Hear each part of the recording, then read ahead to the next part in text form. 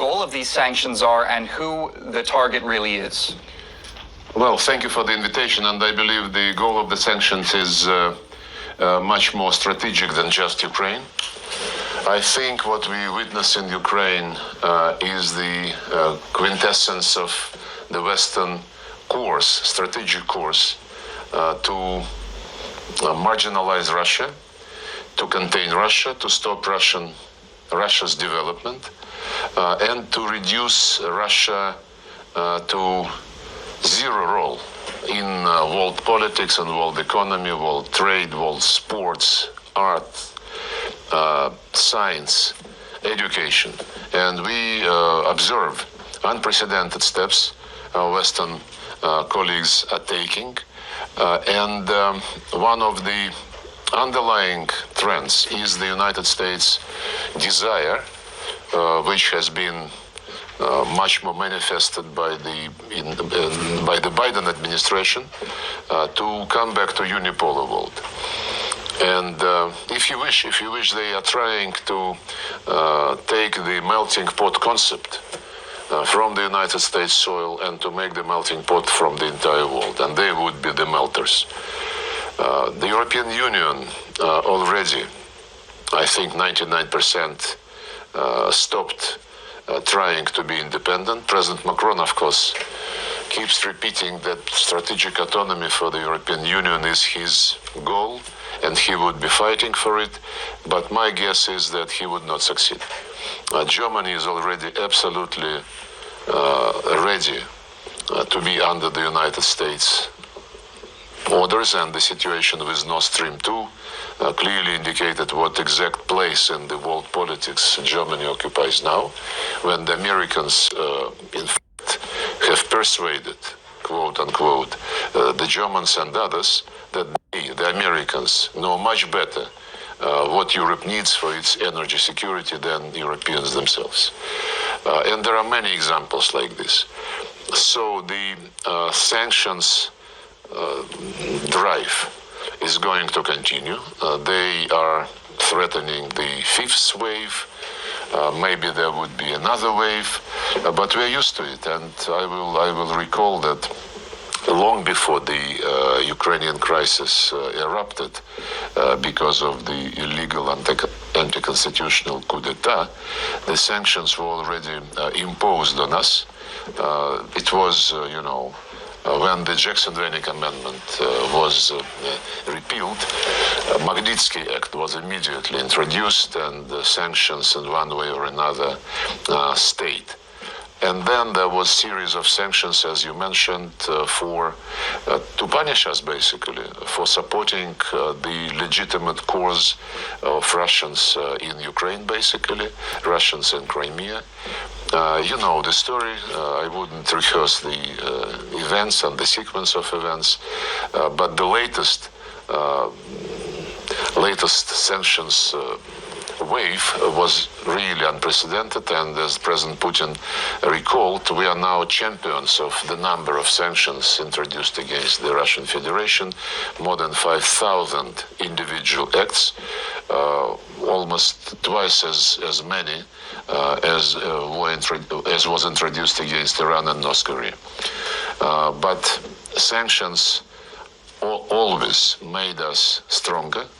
After the sanctions announced in 2014, when the West could not accept the free vote of Crimeans to rejoin the Russian Federation, when the West basically supported illegitimate anti-constitutional coup d'etat, when the West ignored.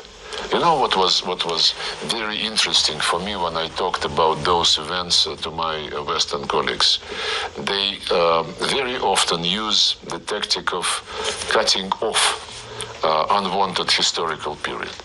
The situation in Ukraine, they start discussing only with what they call annexation of Crimea. If you remind them that it all started with the European Union being unable to insist on the implementation of the deal which they guaranteed by the opposition, and when the opposition just has thrown away the deal signed and guaranteed by the European Union, And then the leaders of the opposition and of the so-called Maidan, the radicals like Dmitry Yarosh was saying, we stand for Ukraine without Ruskis and Katsap's, which is Muscovites.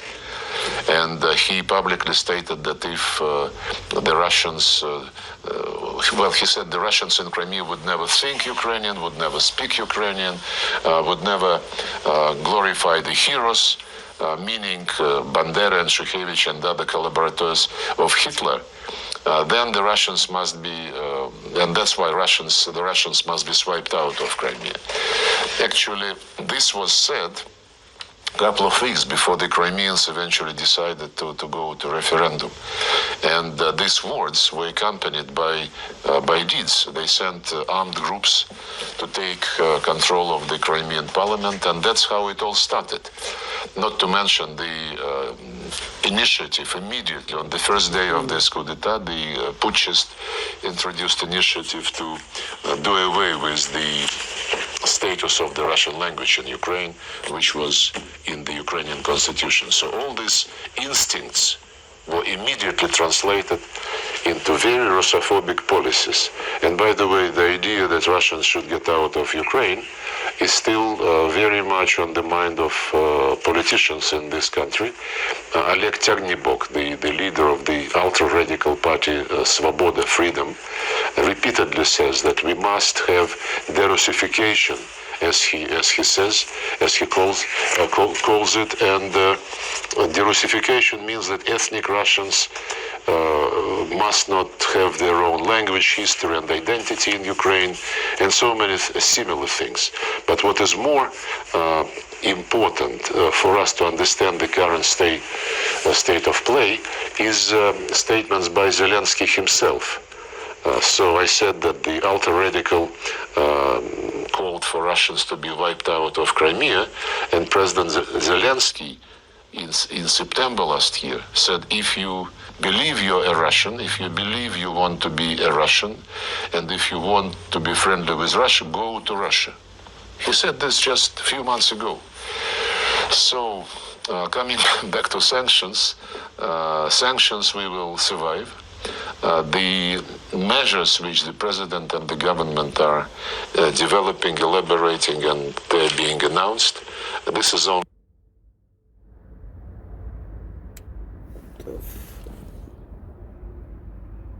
the measures which the president and the government are developing, elaborating, and they're being announced, this is only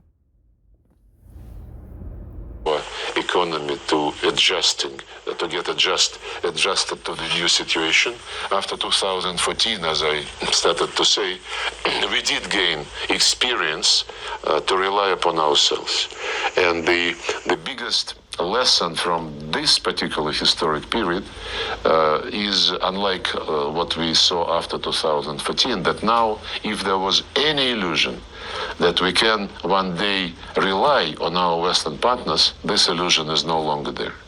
We will have to rely only on ourselves and on our allies who would stay with us. This is Russia in the context